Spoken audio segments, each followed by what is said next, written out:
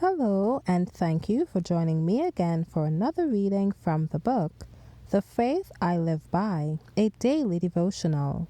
Today's reading is entitled, The Resurrection to Immortality, June 26th. For if we believe that Jesus died and rose again, even so them also which sleep in Jesus will God bring with him. 1 Thessalonians 4:14. To the believer, Christ is the resurrection and the life.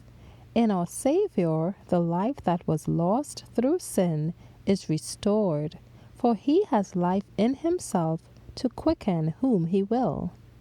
He is invested with the right to give immortality. The life that he laid down in humanity, he takes up again and gives to humanity. When Christ comes to gather to himself those who have been faithful, the last trump will sound, and the whole earth, from the summits of the loftiest mountains to the lowest recesses of the deepest mines, will hear.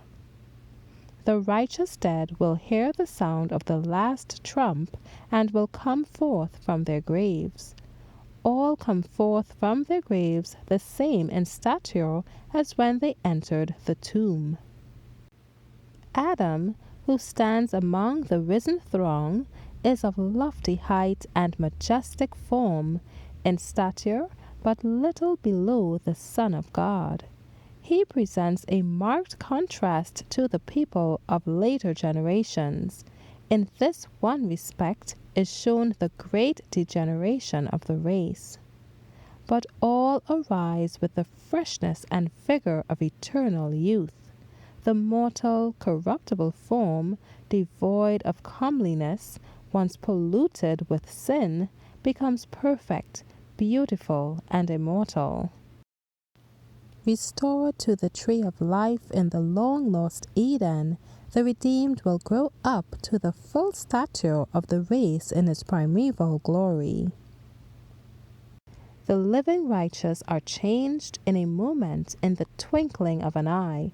1 Corinthians 15, verse 52. At the voice of God they were glorified.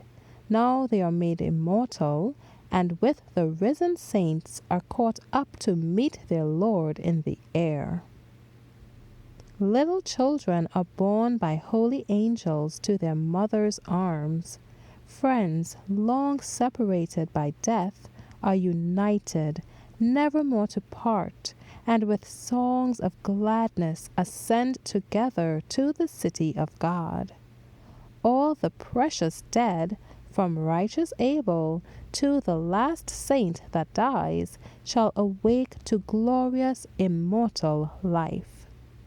Thank you for listening today. I trust that you have received the message God had in store for you. God's peace be upon you.